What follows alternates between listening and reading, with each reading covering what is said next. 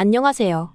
빈포유 플라워 커피 학원 화훼 분야 직업 능력 개발 훈련교사 박다희쌤입니다. 이번 영상은 꽃집 창업을 위한 원가 산정에 대한 내용을 담았습니다. 창업을 준비 중이거나 매장을 열었지만 자세한 이론을 배우지 못한 초보 꽃집 사장님들에게 유용한 정보를 제공할 것입니다.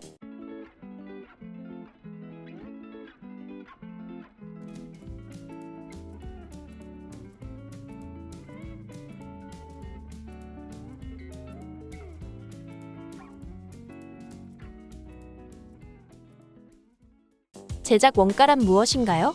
제작 원가는 상품 제작 과정에 투입되는 실제 예산을 의미합니다. 이에는 주재료 및 부재료의 재료비, 인건비, 경비 및 기타 부대 비용이 포함됩니다.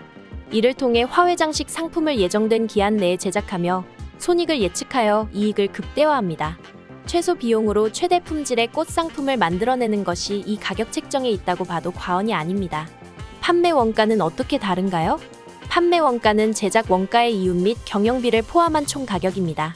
원가 예산서에는 이러한 세부 사항들이 기록되며 변동 가능한 원가를 고려하여 기준 원가를 예상합니다. 원가 산출에는 어떤 방법들이 있나요? 첫 번째는 백분율 분할 산출법입니다.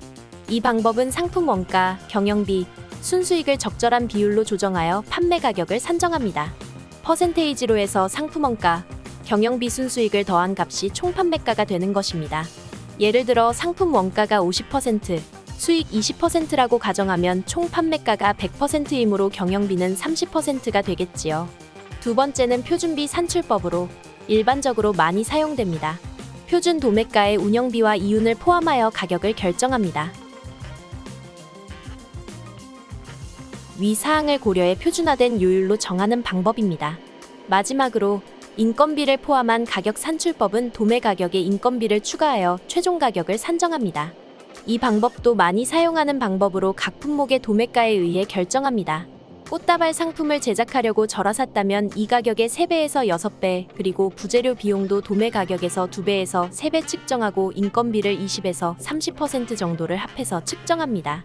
위 내용들이 어렵게 느껴진다면 꽃다발을 하나 생각해보세요. 꽃다발을 만들기 위해서는 원재료인 꽃도 필요하지만 포장지, 속포장지, 리본 등 다양한 부자재가 필요합니다.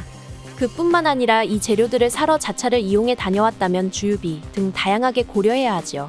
원가 구성으로 따져보자면 이렇게 해보세요. 재료 원가 항목 구성을 알려드릴게요. 재료비는 주재료로 꽃, 식물이 될 수 있고 화훼 부재료로는 바구니, 플로랄 폼 등이 있죠.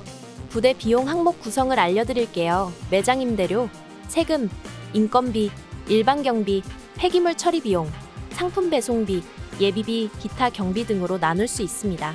자, 이렇게 자세하게 나눠봤으니 실행 예산 계획도 세우실 수 있겠죠? 꽃집 창업에 관심 있는 시청자분들, 이번 영상 어떠셨나요? 궁금했던 원가, 가격 측정에 대한 정보를 알려드렸습니다. 여러분들의 사업 계획 수립에 도움이 되길 바랍니다. 좋아요와 구독, 알림 설정하시면 빠른 업데이트로 돌아올게요.